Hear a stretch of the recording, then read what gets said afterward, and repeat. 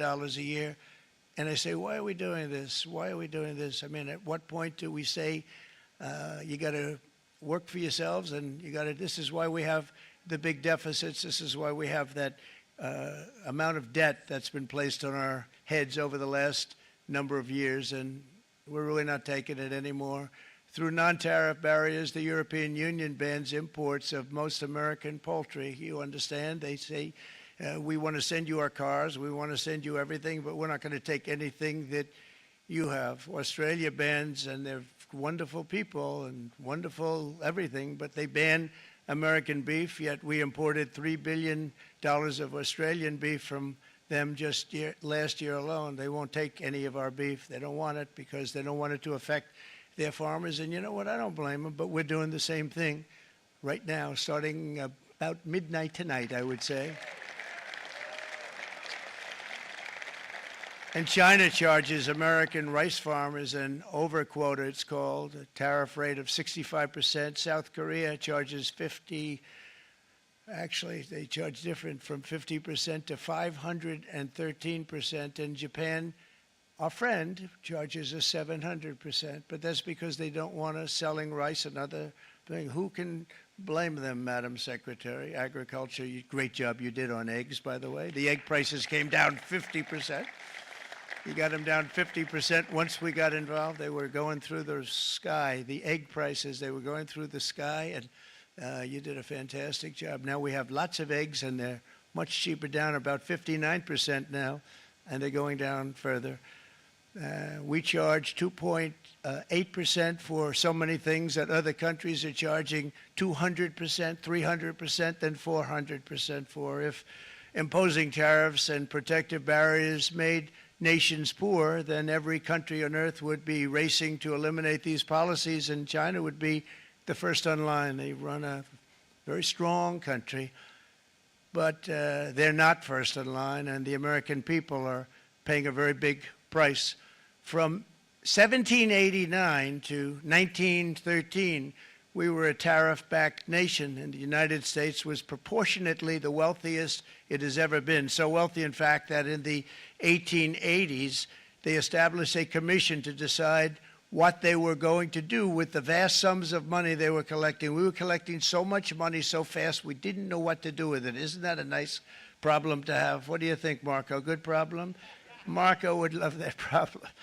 But we don't have that problem anymore, but we're not going to have it very much longer, I will tell you. But they collected so much money, they actually formed a commission to determine what they were going to do with the money, who they were going to give it to, and how much. Then in 1913, for reasons unknown to mankind, they established the income tax so that citizens, rather than foreign countries, would start paying the money necessary to run our government.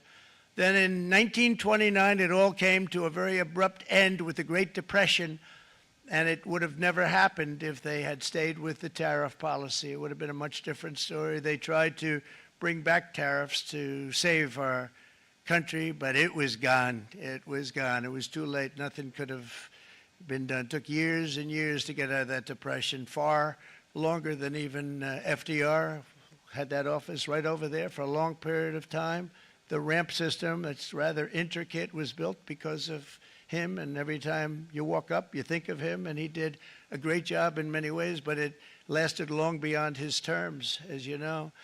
But it's not too late any longer, and we're going to start being smart, and we're going to start being very wealthy again. We're going to be wealthy as a country because they've taken so much of our wealth away from us. We're not going to let that happen. We truly can be very wealthy. We can be so much wealthier than any country. It's not even believable, but we're getting smart. Nearly a century later, in the face of unrelenting economic warfare, the United States can no longer continue with a policy of unilateral economic surrender. We cannot pay the deficits of Canada, Mexico, and so many other countries. We used to do it. We can't do it anymore. We take care of countries all over the world. We pay for their military. We pay for everything they have to pay, and then when you want to cut back a little bit, they get upset that you're not taking care of them any longer. But we have to take care of our people, and we're going to take care of our people first, and I'm sorry to say that.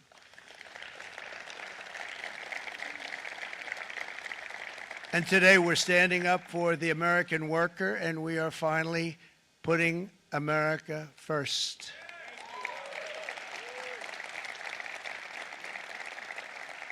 In Sleepy Joe Biden's last year in office, the United States hemorrhaged 100,000 manufacturing jobs, and the number was going through the roof at levels never seen before.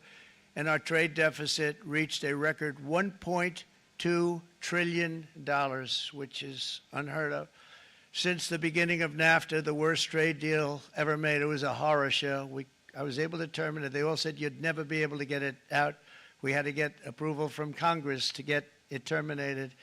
We had to live with that deal. It was the worst deal, worst trade deal ever made by far. But since the very beginning of NAFTA, our country lost 90,000 factories. Think of what that is, 90,000. Think about putting a map up and putting tax on it. You wouldn't have enough room. 90,000. I said, is that possible? We had it checked 4 different times, and it was actually somewhat higher than that. And 5 million manufacturing jobs were lost while racking up trade deficits of $19 trillion. That was the worst trade deal ever made. As a result of these gigantic losses, foreign nations now own $26 trillion more of American assets than think of this, than the Americans own of their own foreign assets or other foreign assets.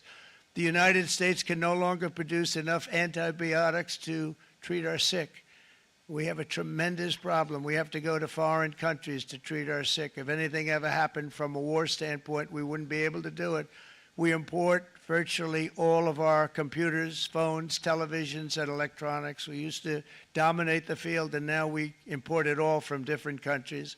A single shipyard in China now produces more ships every year than all of the American shipyards combined. Think of that. And it was a business that we used to dominate. We used to dominate it totally.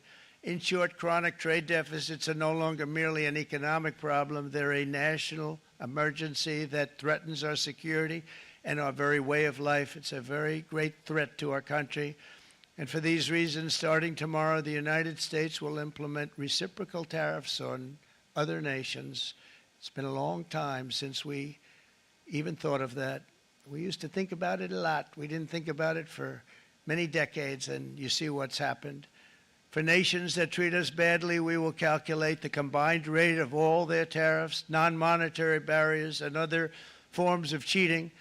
And because we are being very kind, we're kind people, very kind.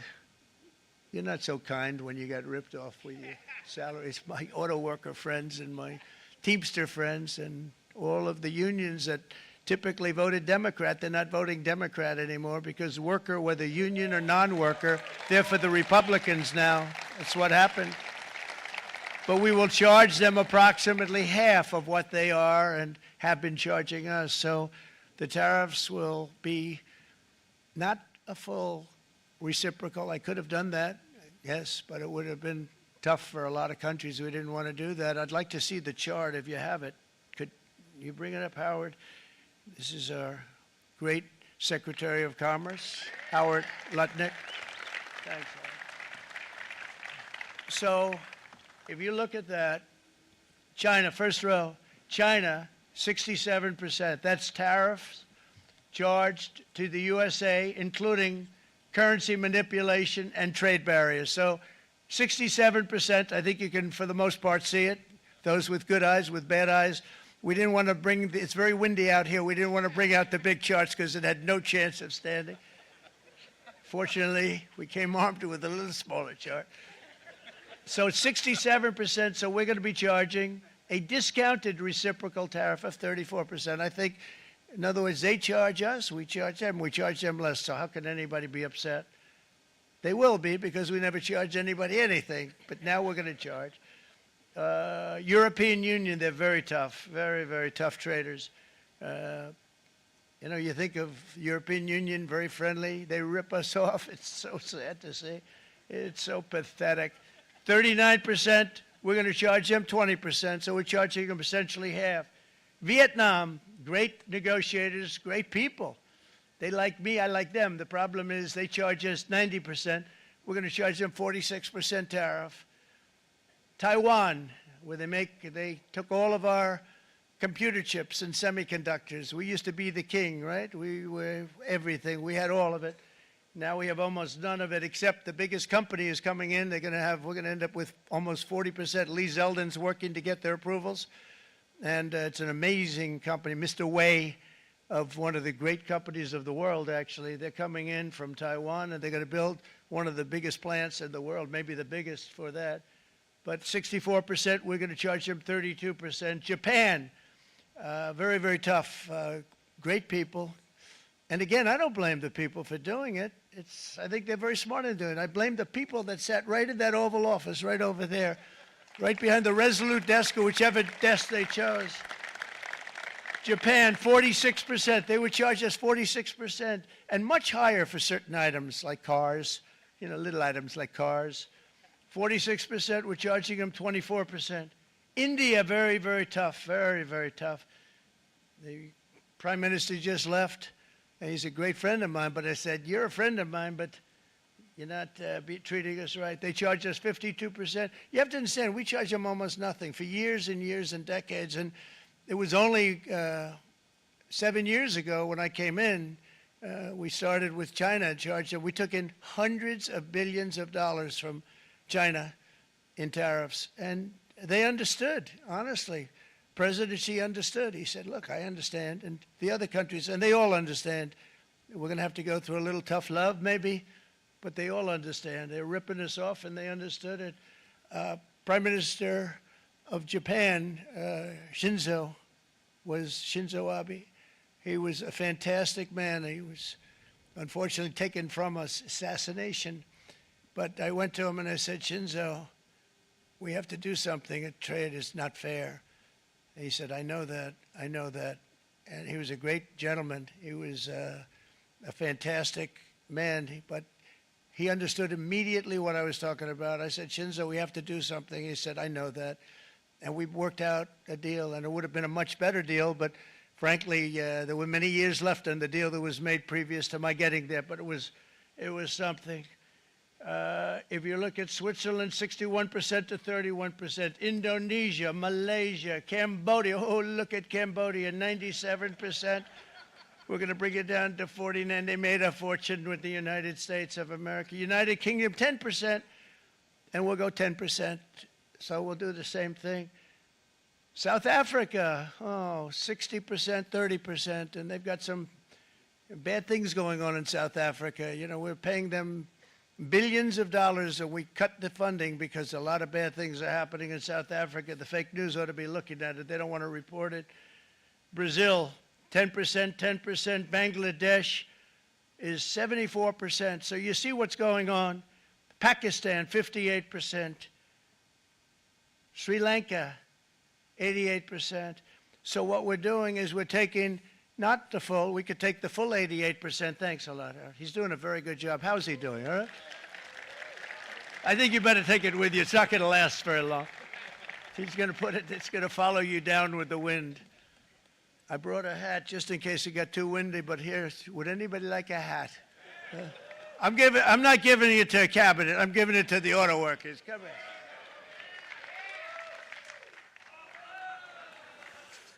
Thank you, fellas. Get it. That's it. That's it. They deserve it more than our cabinet. Our cabinet has plenty of hats. But you see the numbers. The numbers are so disproportionate. They're so unfair.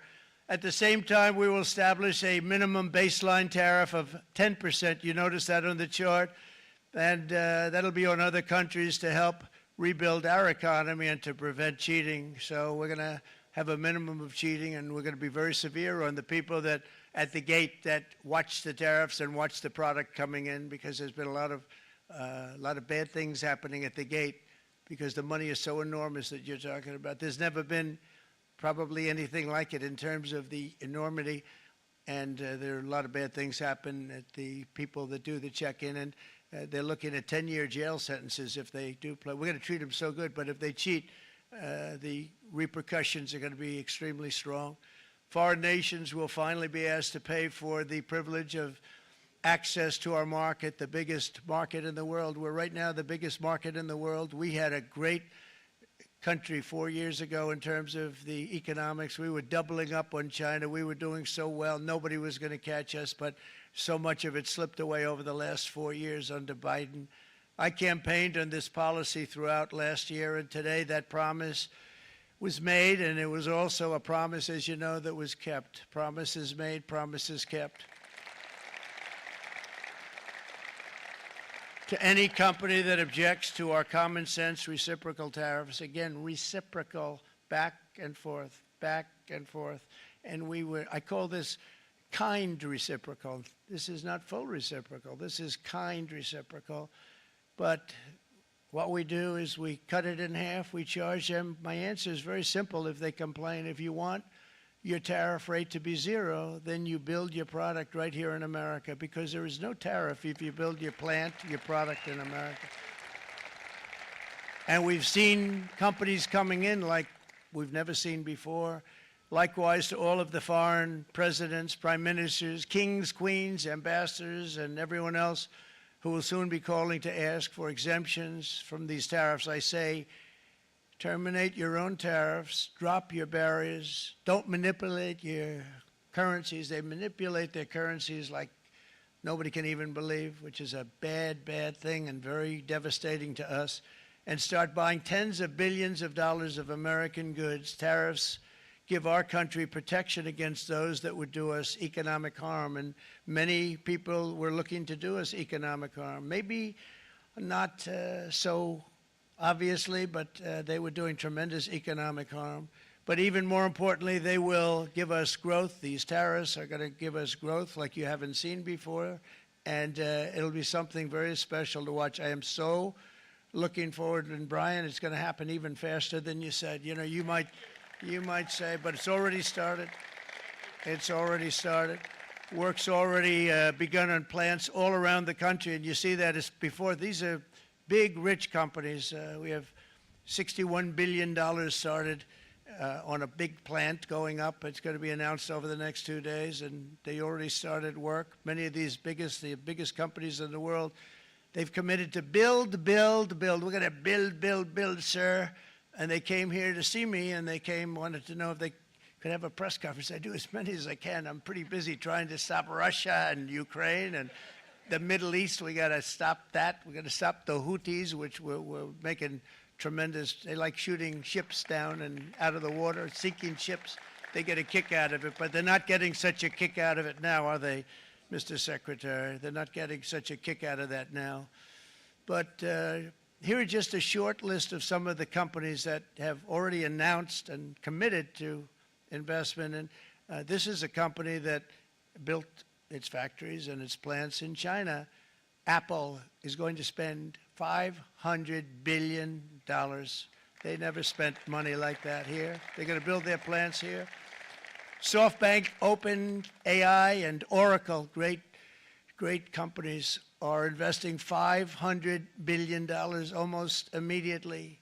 NVIDIA, a hot company, is investing hundreds of billions of dollars. They just announced. TSMC, the biggest, most important company in the world of chips from Taiwan, with no investment from us, is investing $200 billion. And they said the reason was, number one, the election of November 5th, and number two, the tariffs. They don't want to pay the tariffs, and the way they're not paying it is to build their plant here. So we're going to go from almost no percentage. We used to have 100% of the chip market. Now it's all in Taiwan. Almost all of it's in Taiwan, a couple of other countries, but mostly in Taiwan. And think of it, we had 100%. We lost it because of people in that office that didn't do their job. They allowed it to be stolen from us. Johnson & Johnson, great company, $55 billion. Eli Lilly, $27 billion. Meta is investing $500 billion. Wow. DeMac is investing $20 billion. CMA, CGM, $20 billion. And then you have Merck and Clarios, Stellantis, General Motors, GE Aerospace, Honda, Nissan, Hyundai are all putting in billions and billions of dollars, and they're committed 100%. So. And we've never had, and this is after 2.5 months. This is after just a short, this all took place as soon as we came out with what everybody wanted to do. I watched a gentleman today on television. He used to work with Lee Iacocca, a very respected automobile person, and he said, because they're asking people, and they try and get as many negative people as they can, but they can't find them too much. It's pretty hard to find in terms of what we're doing, especially when they see all this investment. They said, so tell me, what do you think of what Trump is doing from the automobile standpoint? He said, I can't believe it. Somebody is finally, he's an older guy, real pro, really top guy, with Lee Iacocca. He said, I never thought I'd see the day when this would happen, where somebody had the courage to go and do what has to be done. This is transforming our nation. Our entire nation is going to be transformed, not only with the cars, but on every single other item that's built. We're going to become an industrial powerhouse. And he said that so beautifully today. In fact, I'm going to find out, I'm going to get a tape, and Bruce, I'm going to get that tape, and I'm going to send it to you out in Long Island, and you're going to play it for the people. And all your union workers and your non-union workers out there, you got a pretty even split. But we have, so far, it looks like we're going to have about $6 trillion of investments, and you wouldn't do that in years in this country over the last number of years. $6 trillion, and that's going to be much higher by the end of the year. And think of what $6 trillion is. You wouldn't have even a small percentage of that under this other system. We're going to be an entirely different country, and it's going to be fantastic for the workers. It's going to be fantastic for everyone. There will never have been a transformation of a country like the transformation that's already happening in the United States of America. It's an incredible thing to watch, and it's incredible to meet with the top people, people that you read about, very wealthy people, or people that are great managers and executives and presidents of big public companies, and to watch the enthusiasm they have now that they didn't have. They gave up on our country. They went to foreign countries and they built. Companies are pouring into our country at levels never seen before, with jobs and money to follow, and it's really beautiful. In the coming days, there will be complaints from the globalists and the outsourcers and special interests and the fake news. Always, the fake news will always complain. But never forget, every prediction our opponents made about trade for the last 30 years has been proven totally wrong. They were wrong about NAFTA. They were wrong about China. They were wrong about the Trans-Pacific Partnership, which would have been a disaster if I didn't terminate it. If I didn't terminate that, United Auto Workers, you would have had no jobs in this country. You would have had no jobs. It was all going to other countries. In my first term, they said tariffs would crash the economy. Instead, we built the greatest economy in the history of the world. And again, I have great respect for President Xi of China, great respect for China, but they were taking tremendous advantage of us, and I commend them for that. I say, hey, if you can get away with it, that's okay. But, they understand exactly what's happening, and they probably, most of them are saying it's about time they did something, but, and they're going to fight, and they're going to fight fair. Everyone's going to fight. It's like, I say to the leaders, look, you got to take care of your country, but we have to start taking care of our country now. We can't do what we've been doing for the last 50 years. From the day of my election, the stock market went up in my first term 88%, with NASDAQ going up 155%, more than any president has ever had in any term in office, by far. And I think we're going to blow that away. And maybe the numbers won't show, but I think they're going to show much better than even those numbers. But what you're going to see is you're going to see activity, that empty, dead sites, factories that are falling down. Those factories will be knocked down, and they're going to have brand new factories built in their place. They're not only talking about renovating, they're talking about brand new, the best anywhere in the world, the biggest anywhere in the world. I have a friend who builds car plants, and I said, I want to see the biggest and the best. He said, well, we have to go to Mexico. I said, no, I want to see it in the United States. He said, we're not building them in there. This is a year and a half ago during the campaign. He said, we're not building it. You'd have to go to Mexico. When I was starting to decide to run, and I went to number one in the polls very rapidly, I want to say, like, let's say in the first hour. And then shortly thereafter, it looked like I was going to win, and the fake news was saying, oh, no, don't do this. What they don't know is if I didn't win, they would have really been in trouble, because nobody wants to read them anyway. But I tell you what, when I when it looked like I was going to win, I announced that I was going to be doing exactly what we're talking about today. Great consistency, actually, because I've been talking about it for 40 years, but because I saw what was happening 40 years ago. If you look at my old speeches when I was young, very handsome, my old speeches, and that people would say I'd be on a television show, I'd be talking about how we were being ripped off by these countries. I mean, nothing changes very much. The only thing that changed were the countries, but nothing really changes. But it's why it's such an honor. It's such an honor to be finally able to do this. If you look at China, I took in hundreds of billions of dollars in my term, hundreds of billions. They never paid 10 cents to any other president, and yet they paid hundreds of billions, so much so that Biden couldn't do anything. They wanted to try and terminate it because he had a very special relationship with China. You know what the relationship was? He had a special relationship. But the numbers were so big, that they couldn't do it. So they did ease it up. They did things that they shouldn't have done. They made it a lot more comfortable for them, but they couldn't do it because the numbers were hundreds of billions of dollars, and I did that. And we were on our way to doing something like incredible. And then we had a very bad election happen, a very bad election. A lot of bad things happened. So when I said we got to do it again, I said we have to make it too big to rig. And we made it too big to rig, and we won in records, and it was a monumental win. And it was such an honor to see so many of you, like Brian and your friends, here with us to celebrate, and to more importantly celebrate what we're doing, because that wouldn't be a full celebration if we didn't do this, because this will be an entirely different country in a short period of time. It'll be something the whole world will be talking about it. The critics made the very tired predictions earlier this year, but in February, core inflation dropped to the lowest rate in 4 years, and the price of eggs, as you know, just in a month and a half, we were there for 4 weeks, and the first week I got blamed for eggs. I said, I just got here. They said eggs have gone up at like 250% and you can't get eggs, and they were going crazy, and I said, I just got here.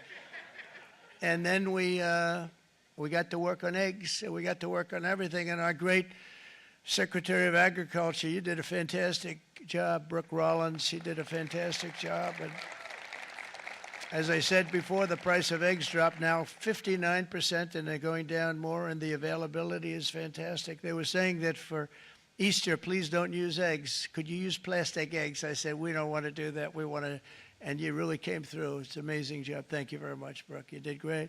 But likewise, an old-fashioned term that we use, groceries. I used it on the campaign.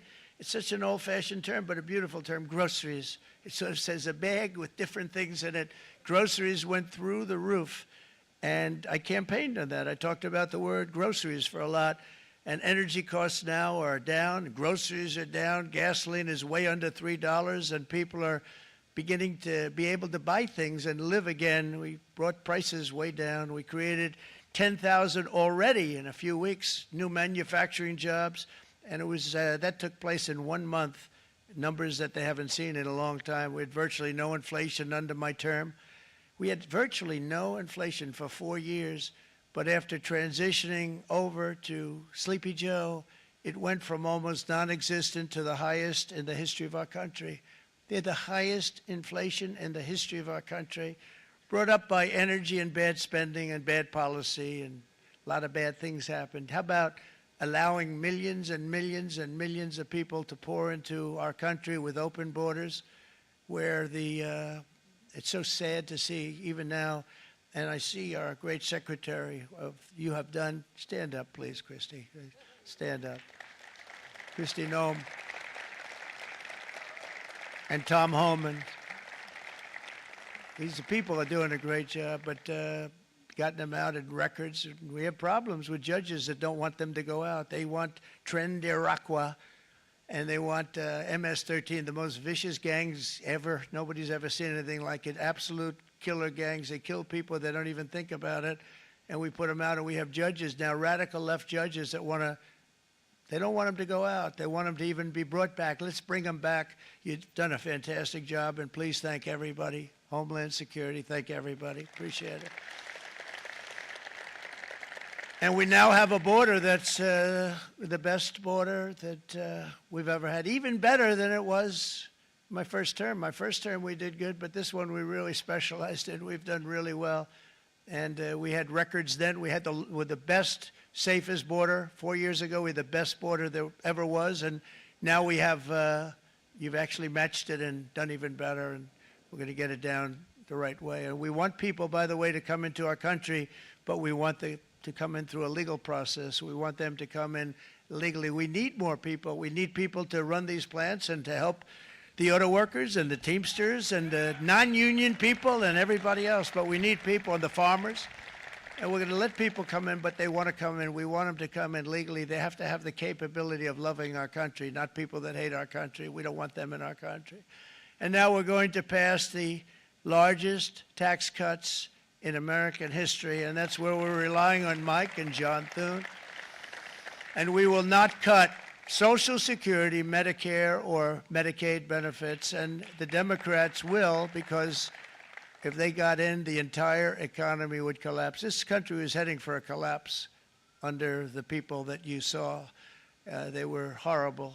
I think one of the reasons people like the job, I have my highest approval ratings because I think they're comparing me to the worst administration in the history of our country, so I appreciate that at least. But Speaker of the House Mike Johnson and Senate Majority Leader, appreciate it, Mike. John Thune have been fantastic, by the way. But they've been working tirelessly on taking the next step to pass the plan for our one big, beautiful bill. I'd like to name it that if you can. One big, beautiful. I made that statement about 6 months ago, and everybody calls it one big, beautiful bill. And it will be that. It'll have everything, the big tax cuts and every incentive there is. And it'll be fantastic. And by the way, for the cars, we're asking for an interest deduction on a loan. So if you build the car, only in America we do it, Brian. If the car's not built in America, you don't get the interest rate deduction. But if you build the car in America, if you buy a car, if it's built in America, then you get an interest rate deduction, tax deduction, and that's a big thing. It's going to be a big thing. I think that's going to pay for itself very quickly, that deduction. Never happened. We've never had anything like that before. Somebody said, where did you get the idea? Because it's so basic. You would think that would have happened a long time ago. It never did, and I'm very happy it didn't, because now I can say that was my idea. But we're going to get us closer to the debt extension. We have to get the debt extension passed, and I know you're going to be able to do that, Mike, and it's very important that you do that. And all of the other things that the Senate budget plan gives us, along with working, because I know they're working together, John and Mike, and the two bills are going very well together. We need to get our shared priorities done, including certain permanent tax cuts. We want the tax cuts to be permanent, spending cuts, energy and historic investments in defense, border, and so much more. We're covering everything. These will be phenomenal. There'll be no bill like this going to straighten. One bill is going to straighten out our country for many, many years to come. And we said, let's just do it and let's get it done. And some guys will love it and some guys will like it a little bit less because they're not getting what they were exactly looking for, but they're getting a lot. They'll never, if we get this done, it'll be the most incredible bill ever passed in the history of our Congress and Senate and congressmen, the senators and the congressmen, many of whom are here today, will be very proud of themselves. I really believe that it's going to set us on a whole new prosperous path. We're going to cut spending and right-size the budget back to where it should be. We're going to do that very strongly. Thank you, Rick. Thank you. John, thank you. Oh, look at all of our senators over there. Oh, boy, that's a nice group of people. But I won't like them so much if they don't get this bill done. That's a great group, and Congressman, thank you very much. I appreciate it. Tremendous people. The Senate plan has my complete and total support, and the House plan likewise is very similar. They're moving along pretty much at the same clip, and as soon as you're ready, you'll show it to me, and I'm sure it'll have my support, Mike. Every Republican congressman and senator must unify. We have to unify. We can't be separated. We have to get it done. We have to get absolutely everything we can, and we have to take care of the American people. That's the only thing that matters. We have to take care of the American people first. We need to pass this bill immediately, get it done, including debt extension. From this day on, we're not going to let anyone tell us that American workers and families cannot have the future that they deserve. We're going to produce the cars and ships, chips, airplanes, minerals, and medicines that we need right here in America. The pharmaceutical companies are going to become roaring back. They're coming roaring back. They're all coming back to our country, because if they don't, they got a big tax to pay. And if they do, I'll be very happy, and you're going to be very happy, and you're going to be very safe. We're going to build our future with American hands, with American heart, American steel, and we're going to build it with American pride like we used to. We're approaching our 100th day as president and have been given credit by a lot of people, actually, even some of the fake news. Can you believe it? Which in this case hopefully isn't fake, for having done more in that time than any other administration in the history of our country in the first 100 days. I think we've had an amazing, in terms of what we've done, what we've gotten accomplished. I'd like to see if we can get that war ended and another war from not starting in the Middle East. We have to get Russia. They're losing 2,000 on average, 2,500 people a day, young people, soldiers, Russian. Think of that, 2,500 through some days, but on average, probably over about a 1 week period, it's 2,712, they say. They're losing those soldiers. They're dying. They're being decimated. And they're not from our country, but they're from other countries. But they're human beings. They're from Russia. They're from Ukraine in this period, most of them.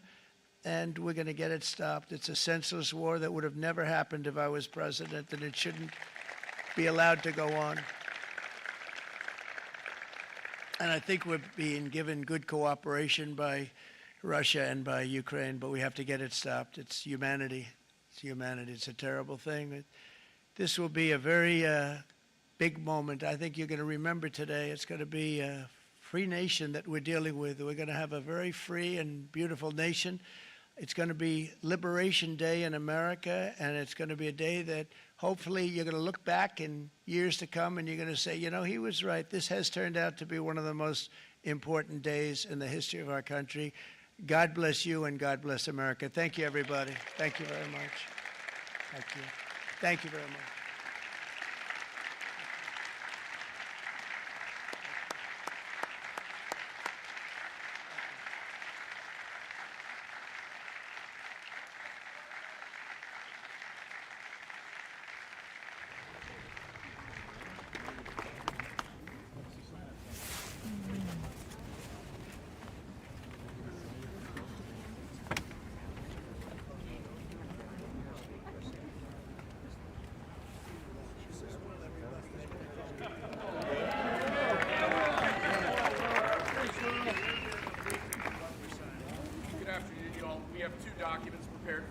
Signature today. One closes what's referred to as the de minimis loophole with respect to imports from the U.S. Not even Hail Mary. The other is the big one, is the reciprocal tariff executive order that the president just spoke about at length. This is obviously a huge deal, and it's been an honor to be part of the team getting this done.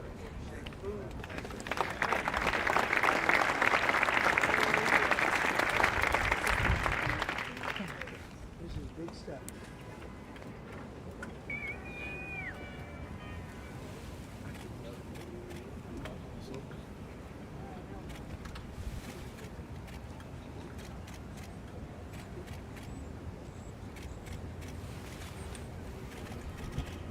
That's a 10.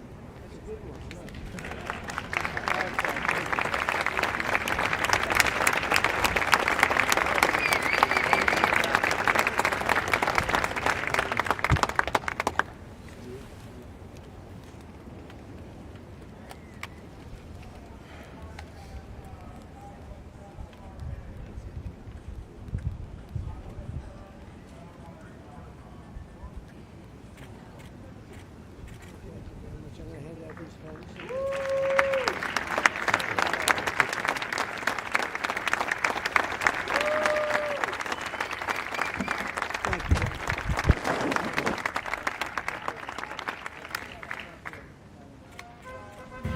President, what do you say to American families who are worried they'll pay more?